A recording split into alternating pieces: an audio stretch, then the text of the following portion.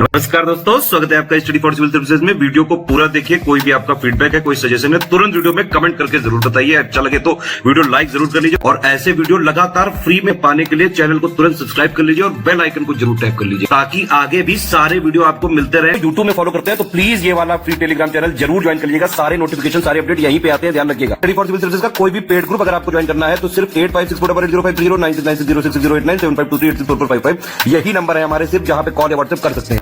Instagram पे हमारा page जरूर फॉलो कर लीजिएगा, studyforcivil.services है। ट्विटर पे हमको जरूर फॉलो कर लीजिएगा, @studyforcivils है। सारे क्वेश्चन अटेम्प्ट करिए और स्कोर अपना तुरंत। दोस्तों नमस्कार, स्टडी फॉर सिविल सर्विसेज में आपका स्वागत है। बीपीएससी परीक्षा जो पीटी की आपकी होने वाली है अपकमिंग, उसके लिए हम पेड क्विज लगातार देख रहे हैं। कंटिन्यू करेंगे उसको आज के फर्स्ट क्वेश्चन के साथ। आपसे पूछा जा रहा है प्रधानमंत्री सुरक्षित मातृत्व अभियान, एक जो ये स्कीम चलाई गई गवर्नमेंट ऑफ इंडिया के द्वारा, वर्ष 2016 में इसको अनाउंस किया गया था। तो इसमें पूछ रहे हैं आपसे कि प्रत्येक मास के किस दिन, है ना, निःशुल्क स्वास्थ्य जांच तथा अपेक्षित इलाज की सुविधा प्रदान करता है। तो जो भी ऐसी गर्भवती महिलाएं होती हैं जो उनके गर्भावस्था के दूसरी और तीसरी तिमाही में होती हैं, ठीक है, ध्यान रखिएगा, पहली तिमाही में नहीं, तो उस दौरान उनको जो है एक प्रसव पूर्ण का जो देखभाल है उसके संबंध में ट्रीटमेंट वगैरह गवर्नमेंट जो एफिलिएटेड हॉस्पिटल्स हैं उसमें दिया जाता है प्रत्येक माह की 9वीं तारीख को। ठीक, तो ध्यान रखेंगे बी विकल्प जो है ये करेक्ट है। पांचों विकल्प हम देखते हुए चलेंगे यहाँ पे। इसमें देखिए, यहाँ पे इंग्लिश में भी देख सकते हैं आप इसको। अगला है कि कौन सा संवैधानिक संशोधन अधिनियम एक राजनीतिक दल से दूसरे में दल बदल के आधार पर संसद और राज्य विधानमंडल के सदस्यों की अयोग्यता का प्रावधान करता है। तो इसको जो है एंटी डिफेक्शन लॉ के रूप में भी आप जानते हैं, ठीक है। ये आप पॉलिटी में इसको डिटेल में प्लीज पढ़िएगा, ये चीज़ें आपसे लगातार जो है पूछी जाती हैं। तो लगातार चूंकि जो है 80s 70s 80s के दशक में एक पार्टी छोड़ करके विधायक और सांसद दूसरे में जो है चले जाते थे और ऐसे बहुत सारा आप देखेंगे कि सरकार में बैलेंस नहीं होता था, जल्दी जल्दी सरकारें आती जाती रहती थी। तो उसी क्रम में यहाँ पे डिफेक्शन में जो है ये चीज़ें रोकने के लिए 52nd अमेंडमेंट किया गया था कॉन्स्टिट्यूशन का 1985 में। तो विकल्प हमारा जो है सी करेक्ट है इस संबंध में। आगे देखें कि निम्न में से कौन सा एक सतत अवसादग्रस्तता विकार है ना, इसको यहाँ पे इंग्लिश में कई बार इस बीमारी को जैसे इस तरीके से भी पूछा जाता है कि परसिस्टेंट डिप्रेसिव डिसऑर्डर जो है किस बीमारी को कहते हैं। तो वही यहाँ पे भी लिखा हुआ है। तो या तो ये पूछे या बीमारी का नाम देकर के पूछे कि उसको मतलब किस बीमारी को परसिस्टेंट डिप्रेसिव और डिसऑर्डर कहते हैं। तो ये जो है यहाँ पे विकल्प सी देखिए, है ना, डिस्थाइमिया एक तरीके से प्रोनाउंस करते हैं। इसमें आदमी मतलब एक बहुत लंबी समय की स्थिति के दौरान, मतलब लंबे पीरियड ऑफ टाइम के लिए अवसादग्रस्त होता है, एक तरीके से कह लीजिए मानसिक रूप से पागल वाली स्थिति हो जाती है इसमें भी। ठीक, तो विकल्प हम सी को चुनेंगे। आगे देखिए, हिंदी खड़ी बोली के जनक के रूप में किसे जाना जाता है। तो अभी मैं जिस भाषा में आपको ये चीज़ें समझा रहा हूँ, क्या है ये हिंदी खड़ी बोली है, तो इसके जनक के रूप में जाना जाता है अमीर खुसरो को। विकल्प हमारा ए जो है ये करेक्ट हो जाएगा। काफ़ी पॉपुलर पोएट रहे हैं अपने समय के ये, जैसे ये उत्तर प्रदेश में एटा डिस्ट्रिक्ट जो है ना, वहाँ के पटियाली से बिलोंग करते थे।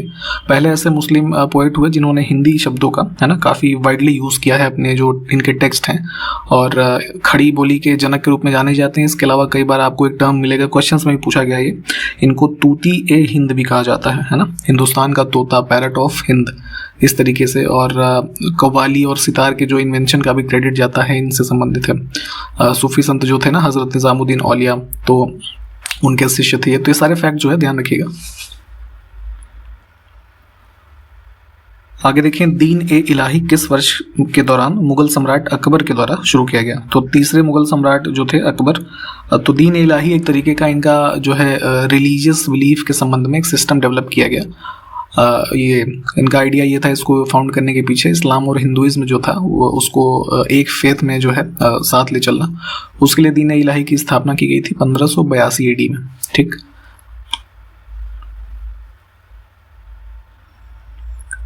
अगला है कि आल्प्स पर्वत श्रृंखला जो है किस महाद्वीप में स्थित है।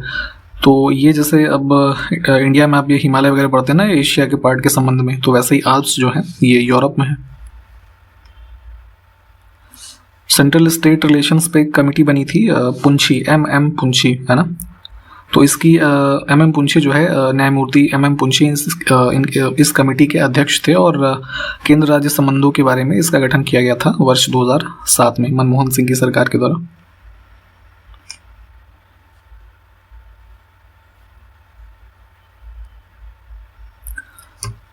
भोज आर्द्रभूमि निम्न में से किस राज्य में स्थित है? तो वेटलैंड ये भी है और मध्य प्रदेश में है। आप ये बताएं कि क्या ये रामसर साइट का दर्जा इसको भारत में मिला है या नहीं।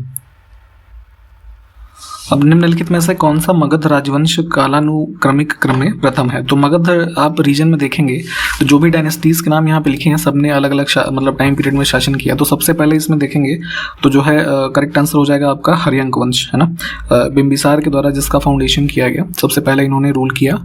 और उसके बाद अगर हम आगे देखें तो हर्यंक के बाद आते हैं आपके जो है ये नंद वंश, ठीक। नंद के बाद जो है मौर्य वंश आ जाएंगे और मौर्य के बाद जो लास्ट में इधर शुंग वंश और ये कण्व जो है, ये सब चीज़ें ऐसे पूरा क्रम है। तो ध्यान रखेंगे इस पूरे ऑर्डर को। अब इसी काल में देखिए मौर्य शासनकाल जब चल रहा है तो सार्थवाह टर्म जो है किसके लिए यूज होता था? तो व्यापारियों का जो काफिला होता था उसको कहते थे कॉन्वॉय ऑफ मर्चेंट्स। इसमें देखिए कौन सा राज्य पूर्व में केंद्र शासित प्रदेश नहीं था? तो जो भी यहाँ पे लिखे हुए हैं स्टेट्स, है ना, पहले यहाँ पे डायनेस्टी रूल था सिक्किम में। ये हमारा 22nd स्टेट बना है इंडिया का, जो है मई 1975 से, ठीक। एक अमेंडमेंट किया गया था कॉन्स्टिट्यूशन में 36, है ना, इसी ईयर। उसके द्वारा इसको एक नया स्टेट बनाया गया। तो बाकी के पहले भारत के ही अन्य यूनियन टेरिटरीज थे, फिर उनको फर्दर स्टेट्स में कन्वर्ट किया गया है, बट सिक्किम जो है नहीं है। आगे देखें देवसा दर्रा जो है किस राज्य में स्थित है? तो माउंटेनियस पासेस जितने भी इंपॉर्टेंट हैं आपसे पूछे जाते हैं लगातार, प्लीज इसकी लिस्ट रेफर कीजिएगा। ज्योग्राफी का काफी इंपॉर्टेंट सेक्शन होता है। ये स्थित है आपका हिमाचल प्रदेश में। आगे देखें सरदार वल्लभ भाई पटेल राष्ट्रीय पुलिस अकादमी जो है किस शहर में स्थित है? तो ये जैसे यूनियन पब्लिक सर्विस कमीशन से जो लोग सेलेक्ट होते हैं एज आईपीएस, है ना, और इंडिया सर्विसेज में इंडियन पुलिस सर्विस के लिए, तो उनकी ट्रेनिंग जो है फाइनल स्टेज में पुलिसिंग की जो ट्रेनिंग होती है वो हैदराबाद स्थित ये अकेडमी जो है इसमें होती है। तो विकल्प हम सी को चुनेंगे। आगे देखें HCNG जो है, जैसे नॉर्मली आपने कंप्रेस्ड नेचुरल गैस के बारे में सुना होगा, CNG, है ना, मुख्य कंपोनेंट क्या होता है इसका? मीथेन, ये भी ध्यान रखिएगा। तो यहाँ पे HCNG जो है क्या है? HCNG is a compressed natural gas blended with.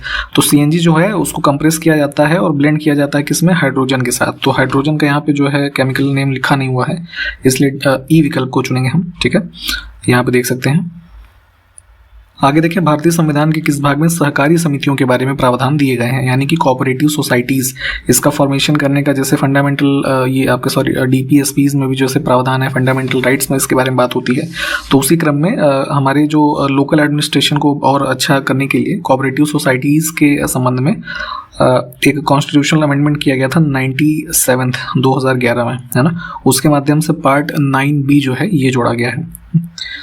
इसमें आर्टिकल 243 से 243 ZG से लेके ZT तक के मध्य जो आर्टिकल है ना, इसके बारे में भी चाहे तो एक बार देख लीजिएगा।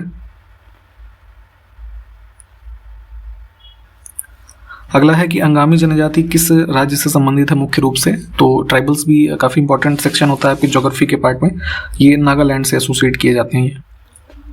आगे देखें 1857 के विद्रोह के दौरान भारत का गवर्नर जनरल कौन था?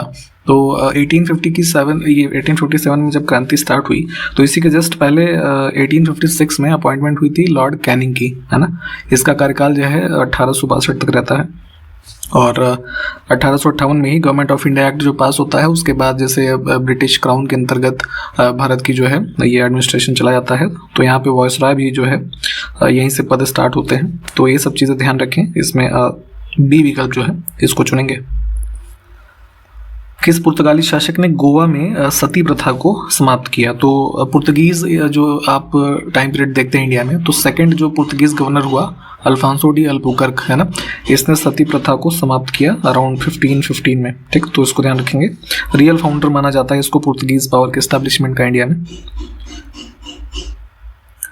देखिए संयुक्त राष्ट्र के बारे में आप सब जानते ही होंगे। तो जो जनरल असेंबली है इसने एक मानव अधिकारों की सार्वभौम घोषणा जो पत्र है ना, declaration of human rights, universal declaration, तो इसको जो है कब पारित किया था? तो जितने भी विश्व में मानवों के मूल अधिकार क्या होने चाहिए उसके बारे में एक जनरल डिक्लेरेशन इनके द्वारा अपनाया गया था यूनाइटेड नेशन जनरल असेंबली के द्वारा 10 दिसंबर 1948 को, ठीक है। तो ये कई बार ये चीज़ें पूछ ली जाती हैं ऐसे रैंडम फैक्ट के रूप में, तो ये पता होनी जरूरी है।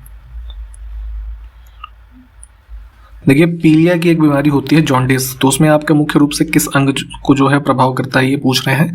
तो पीलिया से आपका जो है ये यकृत यानी कि लिवर जो है इन्फेक्ट होता है। वाटर बॉर्न डिजीज होती है बेसिकली ये, है ना। अशुद्ध जल या फूड आप जो इंटेक करते हैं उसके माध्यम से ये हो जाता है। तो यहाँ पे प्रभावित अंग है विकल्प सी। बीमारियों के कॉजेटिव एजेंट्स क्या होते हैं, किस चीज़ से होती है बीमारी, ये चीज़ें पूछी जाती हैं आपसे लगातार। तो इसमें देखें लेप्रोसी यानी कुष्ठ रोग जो है, जैसे आपने देखा होगा कई लोगों के ऐसे फेस वगैरह पे वाइट से जैसे वो हो जाते हैं निशान, तो सब कुष्ठ रोग के लक्षण हैं, है ना। तो ये होता है आपका बैक्टीरिया से, जीवाणु। आगे देखिए तुलसी के पौधे के बारे में आप सब जानते होंगे।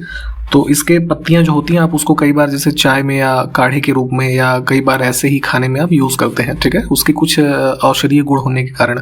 तो ये औषधीय गुण किस वजह से होते हैं आपको यहाँ पे ये बताना है। तो फिनॉल और ये फ्लेवोनाइड्स जो है विकल्प ए में लिखे हुए, इनकी उपस्थिति के कारण जो है ऐसी चीज़ें होती हैं। इसमें जैसे एक टर्म कई बार आप इसको ध्यान रखिएगा, यूजेनॉल कहते हैं, ठीक है। ये सब कंपाउंड्स हैं, कैम्फीन करके होता है, ये चीज़ें पाई जाती हैं। इसकी वजह से इसके औषधीय गुण हैं जो कि आपके एंटी इन्फ्लेमेटरी प्रॉपर्टी शो करते हैं। और जैसे ये ट्यूबरकुलोसिस या ब्रोंकाइटिस जैसी बीमारियां जो है रेस्पिरेटरी स्पेशली जो संबंधित है उसको क्योर करने में भी ये तुलसी की पत्ती जो है यूज़ होती है। तो जैसे हमारे आपके यहाँ पे जैसे हिंदू फैमिलीज में इसको पूजा करने के उसमें भी यूज़ करते हैं, ठीक है। तो ध्यान रखेंगे इसकी जो औषधीय उपस्थिति है, यहाँ पे विकल्प ए हमारा करेक्ट होगा। इसमें 4 हार्मोन्स के नाम लिखे हैं, कौन सा पादप हार्मोन नहीं है यानी कि प्लांट हार्मोन नहीं है। तो इंसुलिन क्या है, ये एनिमल यानी कि जो मानव प्रजाति है उससे संबंधित है, तो प्लांट कहाँ से हुआ, इसको हम छोड़ेंगे। बाकी ऊपर के 3 जो है ये प्लांट हार्मोन्स है। अब 1857 की क्रांति अभी हमने ऊपर देखी, तो इसके दौरान अलग अलग क्षेत्रों में अलग अलग लोग इसको लीड कर रहे थे। तो जैसे बिहार में कुंवर सिंह का नाम आप पढ़ते हैं, ठीक है। वैसे ही जो उत्तर प्रदेश में झांसी की रीजन है, यहाँ पे रानी लक्ष्मीबाई जो है ये इन्होंने इसका नेतृत्व किया। आगे देखें कौन सा सम्मेलन या संधि, जिसको आप कन्वेंशन इंग्लिश में कहते हैं, इसका लक्ष्य ओजोन परत की रक्षा करना है। तो ओजोन लेयर जो आपकी पाई जाती है कहाँ पे, स्ट्रेटोस्फीयर में, ठीक है। दूसरी हमारी जो पर्यावरण की परत है, तो उसके मतलब ओजोन के जो हमारी परत है उसके क्षरण होते हैं, यह सब आपने एनवायरनमेंट के रूप में पढ़ा होगा। तो ऐसे अब ओजोन लेयर के डिप्लीट होने की वजह से ह्यूमंस पे और एनवायरनमेंट पे फर्क ना पड़े, इसके लिए वियना कन्वेंशन जो है इसको साइन किया गया था 1985 में। 88 से इफेक्टिव है ये। तो यहाँ पे ध्यान रखना है, हमारा विकल्प ए जो है ये करेक्ट होगा। वर्ल्ड ट्रेड ऑर्गेनाइजेशन का पूर्ववर्ती जो है संस्थान इसमें से कौन था। तो ये WTO बना है आपका 1995 में। इससे पहले आपका जो संगठन इस संबंध में कार्य करता था उसका नाम था ये general agreement on tariffs and trade, है ना, गैट कहते थे इसको। इसमें देखिए भारतीय संविधान के भाग 4A यानी कि जो हमारा फंडामेंटल ड्यूटीज की बात हो रही है ना, आर्टिकल 51A में। तो उसमें जो जितने भी मौलिक कर्तव्य हैं उसमें से यहाँ पे जो 4 विकल्प हैं कौन सा एक उसमें संबंधित है। तो ये है आपका पब्लिक प्रॉपर्टीज जितनी भी है उसको सेफगार्ड करना, ये हमारा मौलिक कर्तव्य है ना। 11 की सूची प्लीज इसको आप एक बार देख लें। अब फंडामेंटल राइट्स का जो हमारा भाग है 3, उसमें आप आर्टिकल 12 से लेकर के 35 के बारे में पढ़ते हैं। तो उसी क्रम में अनुच्छेद जो 19 है यहाँ पे बोल रहे हैं कि कौन सा 19 का जो है भाग नहीं है, है ना, यानी कि 19 में किस मौलिक अधिकार का उल्लेख नहीं है। तो यहाँ पे 4 ऑप्शन आप जो देख रहे हैं ये लाइफ एंड पर्सनल लिबर्टी का हमारा जो कॉन्सेप्ट है आर्टिकल 21 का भाग है, ठीक। बाकी के 3 जो है कॉम्पोनेंट्स हैं आर्टिकल 19 के। बल यानी कि जो फोर्स होता है इसका SI यूनिट जो है क्या है, तो इसका होता है न्यूटन। देखिए मलेरिया की जो बीमारी होती है, ठीक है, मॉस्किटोज जो ट्रांसमिट करते हैं इसको, पैरासाइट्स, तो उसकी ऐसे जो जर्म्स हैं इसकी खोज सबसे पहले किसने की थी, ये नाम आपसे पूछा जा रहा है। तो ये थे चार्ल्स लुई अल्फोंस लेवरिन, है ना। विकल्प जो बी है ये करेक्ट हो जाएगा। और इनकी खोज के लिए इनको जो है नोबेल प्राइज भी दिया गया था अराउंड जो है 1907 के आसपास, ठीक है, इसको भी ध्यान रखेंगे। देखिए इंडियन नेशनल कांग्रेस की बात हो रही है। कहा जा रहा है कि किस गवर्नर जनरल ने लोगों के केवल सूक्ष्म अल्पसंख्यक समूह का प्रतिनिधित्व करने के रूप में कांग्रेस का उपहास किया, ठीक है। तो ये जो है चूंकि कांग्रेस का फॉर्मेशन हुआ था लॉर्ड डफरिन के टाइम पीरियड में, है ना, 1885। अभी हाल ही में जो इनका फाउंडेशन डे भी मनाया गया 2022 के एंड में, दिसंबर में। तो ये स्टेटमेंट है इसका लॉर्ड डफरिन का। वो मानते थे कि जो है केवल माइनॉरिटी ग्रुप को जो है ये लोग लीड कर रहे हैं, लेकिन फर्दर जो स्टोरीज हैं इंडिया के इंडिपेंडेंस और ये सब चीज़ों में आप उससे भली भांति परिचित हैं। विकल्प डी को चुनेंगे हम। इसमें देखिए कौन सी संस्था ये नज़र रखती है कि बैंक वास्तव में नगद शेष बनाए हुए हैं। तो बैंक्स के जो कैश मैनेजमेंट है इसका काम आरबीआई का ही होता है, ठीक है, रिजर्व बैंक ऑफ इंडिया। विकल्प बी को चुनेंगे। आगे देखें कि दुर्गेश पटेल को किस क्रांति के जनक के रूप में जाना जाता है। तो जैसे भारत में एग्रीकल्चरल कमोडिटीज़ के प्रोडक्शन को बढ़ाने के संबंध में आप ग्रीन रेवोल्यूशन पढ़ते हैं ना, एम एस स्वामीनाथन के बारे में, जिस एम एस स्वामीनाथन को ग्रीन रेवोल्यूशन का जो है जनक कहा जाता है। तो वैसे ही जो ये पिंक रेवोल्यूशन है, यानी कि इसमें संबंधित है ये मीट के प्रोडक्शन से, है ना।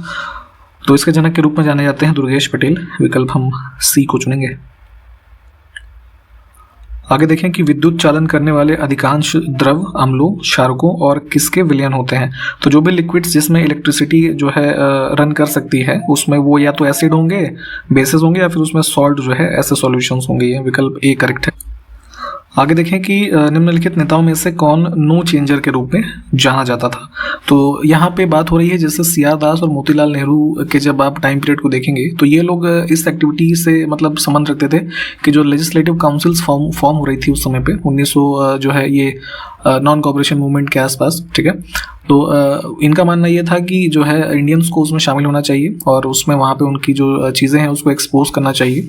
लेकिन वहीं पे उसी के विपरीत जो है सरदार वल्लभ भाई पटेल, ये राजेंद्र प्रसाद, सी राजगोपालाचारी, डॉक्टर अंसारी, ये ऐसे कुछ नाम थे जो मानते थे कि काउंसिल्स में हम इंडियंस को एंट्री नहीं करना चाहिए। तो उसी संबंध में यहाँ पे नो चेंजर का ये चीज़ जो है आपसे पूछा जाता है। तो इसमें सी आर दास को छोड़ करके आपका जो है ये बाकी के 3 हैं, तो इसको हम ई विकल्प को चुनेंगे। इसको थोड़ा डिटेल में भी देख लीजिएगा। अब एटमॉस्फेयर के जो हम लेयर्स देखते हैं तो उसमें पूछ रहे हैं कि किस क्षेत्र में या परत में उपग्रह जो है पृथ्वी की परिक्रमा करते हैं। तो जो सैटेलाइट्स अलग अलग स्पेस एजेंसीज छोड़ती हैं तो आपका जो ये थर्मोस्फीयर है ना, इसमें ही उनको जो है छोड़ा जाता है और यहाँ से वो अपना जो है ऑर्बिटल जो है कंटिन्यू करते हैं आगे से। तो विकल्प हम जो है बी को चुनेंगे। देखिए कुछ टाइगर रिजर्व्स हैं और उसकी लोकेशन का स्टेट है, कौन सा युग में इस संबंध में गलत है। तो पराम्बीकुलम जो है ना केरला में है, पत्तरडकल डिस्ट्रिक्ट है वहाँ पे, ये गलत हो जाएगा। बाकी के विकल्प ठीक है। ये बी वाला देखिए ये ठीक है, इसमें पराम्बीकुलम। आगे देखें कि किस मुगल सम्राट के शासन के दौरान भारतीय मुगल चित्रों का उद्गम हुआ। तो अब देखेंगे ये बाबर के बाद जब हुमायूं का टाइम पीरियड स्टार्ट होता है तो यहाँ से पेंटिंग्स जो है ना, इनका एक तरीके से उदय हुआ।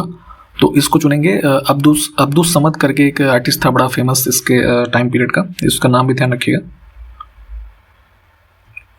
संविधान का कौन सा अनुच्छेद यह प्रावधान करता है कि राष्ट्रपति सामाजिक और शैक्षणिक रूप से पिछड़े वर्ग, यानी कि जो ये बैकवर्ड क्लासेस है ना, SC ST की बात नहीं हो रही, OBCs वगैरह जैसे आप जो देखते हैं, तो इनकी स्थितियों की जांच के लिए एक आयोग की नियुक्ति कर सकते हैं। तो ये प्रावधान हमारे अनुच्छेद 340 में है।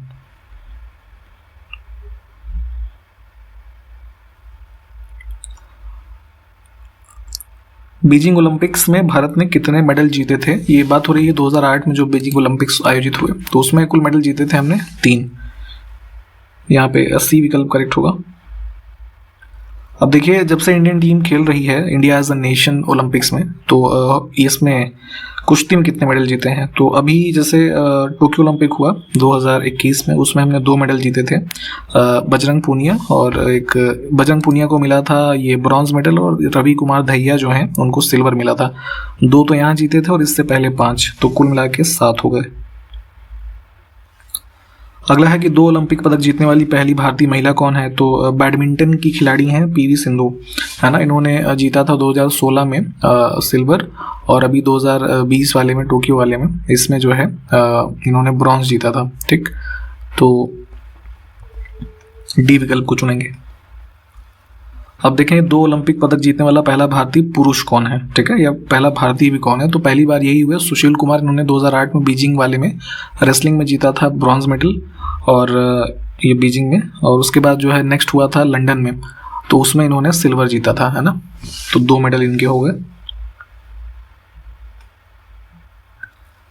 अब है कि ओलंपिक पदक जीतने वाले पहले भारतीय बैडमिंटन खिलाड़ी का नाम बताना है। तो 2012 में ही जो ओलंपिक हुए थे आपके इसमें लंदन में, तो उसमें जीता था ये साइना नेहवाल ने ब्रॉन्ज मेडल।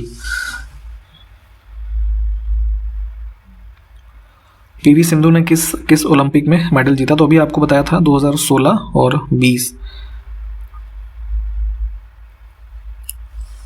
ओलंपिक पदक जीतने वाली पहली महिला भारतीय पहलवान कौन है? तो 2016 में जो ओलंपिक हुए ये ब्राज़ील वाले, रियो डी जेनेरियो वाले, उसमें पीवी सिंधु ने जो सिल्वर जीता था, अभी हमने बात की थी बैडमिंटन में, और रेसलिंग में जीता था साक्षी मलिक ने ये ब्रॉन्ज मेडल।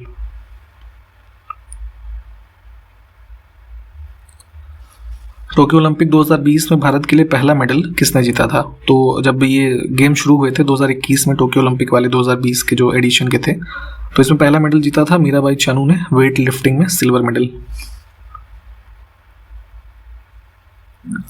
टोक्यो ओलंपिक में रजत पदक विजेता रवि कुमार दहिया ने फाइनल में जो है किस देश के खिलाड़ी से ही हारे थे, ये पूछा जा रहा है। तो अभी हमने बात की कि सिल्वर मेडल इन्होंने जीता था और ये हारे थे जो है रशिया के प्लेयर से। ठीक है, विकल्प बी करेक्ट हो जाएगा। और इसी प्रश्न के साथ यहाँ पे इस वीडियो को समाप्त कर रहे हैं। सारे क्वेश्चंस देख लीजिए, जो संबंधित फैक्ट है उसको रिवाइज करते चलें। अगले वीडियो में मिलते हैं आपसे, तब तक के लिए नमस्कार, जय हिंद।